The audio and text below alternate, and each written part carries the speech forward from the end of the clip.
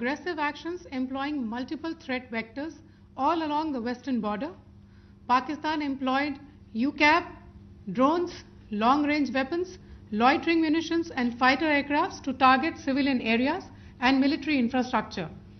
Pakistan military also resorted to air intrusions using drones and firing of heavy caliber weapons along the line of control. Along the international border and the line of controls, air intrusion and several harassment attacks were also attempted from Srinagar till Nalia at more than 26 locations. Indian Armed Forces successfully neutralized these threats and majority of the vectors. However, limited damage was sustained to equipment and personnel at Indian Air Force stations at Udhampur, Pathankot, Adhampur and Bhuj. There were also several high-speed missile attacks noticed subsequently after 0140 hours in the night at several air bases in Punjab. In a deplorable cowardly act, targeting of civilian infrastructure also had taken place, where Pakistan attacked the Medicare center and school premises at the air bases of Srinagar, Avantipur and Udhampur, yet again displaying irresponsible targeting of our civilian infrastructure. In a swift and calibrated response, Indian Armed Forces carried out precision attacks only on identified military targets. These included technical infrastructure, command and control centers, radar sites and weapon storage areas. Pakistan military targets at Rafiqi, Murid, Chaklala, Rahim Yar Khan, Sukur and Chunya were engaged using air-launched precision weapons from our fighter aircraft. Radar site at Pasroor and Sialkot Aviation Base were also targeted using precision munitions. While carrying out these responses, India ensured minimum collateral damage. Pakistan has also attempted to execute a continued malicious misinformation campaign with claims of destruction of Indian S-400 system at Adhampur, destruction of airfields at Suratgarh and Sirsa, BrahMos base at Nagrota, RT gun positions at Derang Yari and Chandigarh forward ammunition depot, with heavy damages to other military stations being propagated on social media. India unequivocally rejects these false narratives being spread by Pakistan. Along the line of control also, Pakistan has attempted multiple air intrusions using drones and conducted shelling using heavy caliber RT guns, targeting civilian infrastructure and killing some civilians. Heavy exchange of artillery mortars and small arm fire in Kupwara, Baramulla, Poonch, Rajouri and Akhnur sectors continued. Indian Army has responded effectively and proportionately, causing extensive damage to Pakistan Army.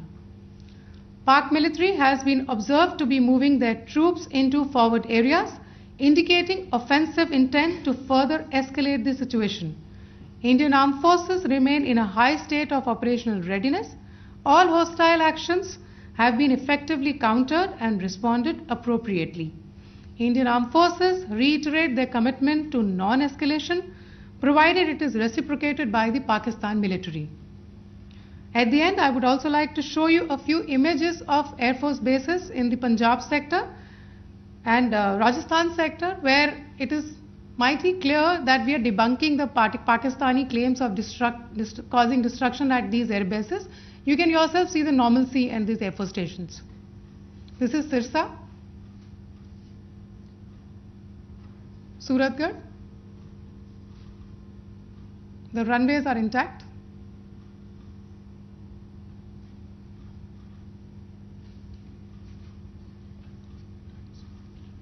There are also time stamps, just notice, they are also time stamped. This is today.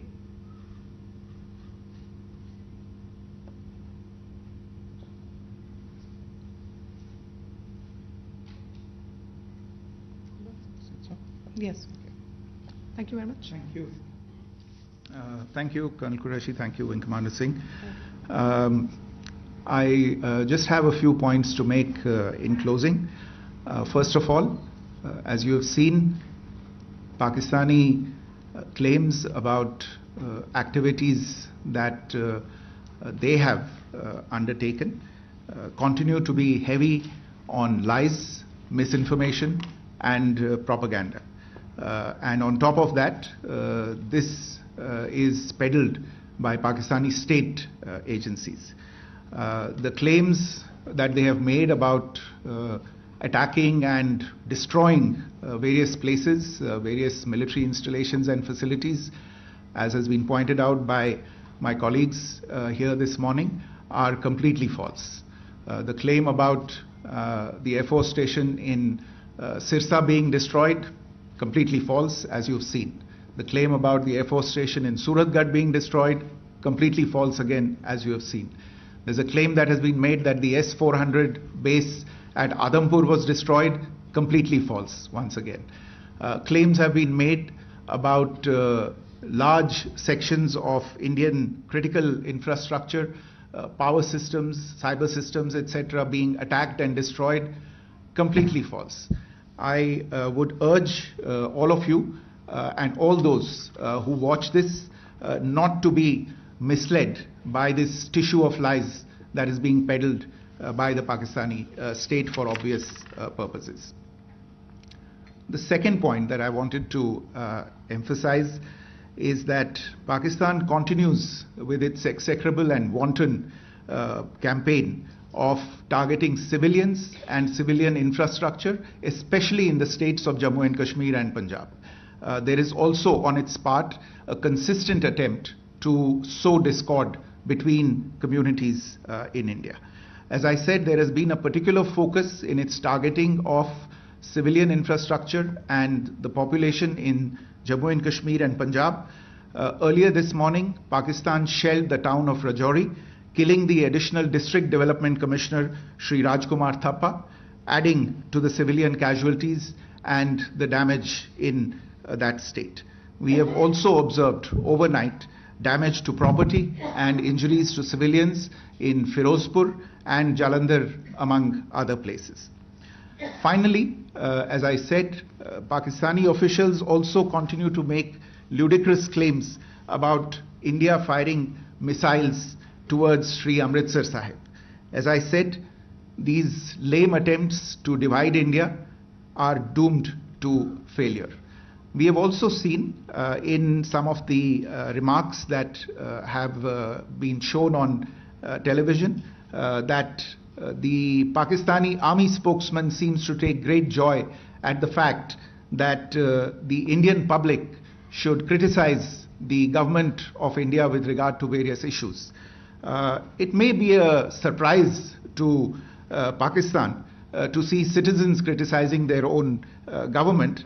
That is the hallmark of an open and functioning democracy. Pakistan's unfamiliarity with that, again, should not be surprising. And finally, there is this yet again completely ludicrous claim that Indian missiles have hit Afghanistan. Totally frivolous allegation, and I only want to point out that Afghan people don't need to be reminded about which country it is that has on multiple occasions in just the last 1.5 years targeted civilian populations and civilian infrastructure in Afghanistan. Ladies and gentlemen, as you would have gathered from this morning's briefing, we are dealing with an evolving situation. Accordingly, today we don't have the time to take questions, but we will continue to update you on this situation as we go along. Thank you all very much for joining us this morning.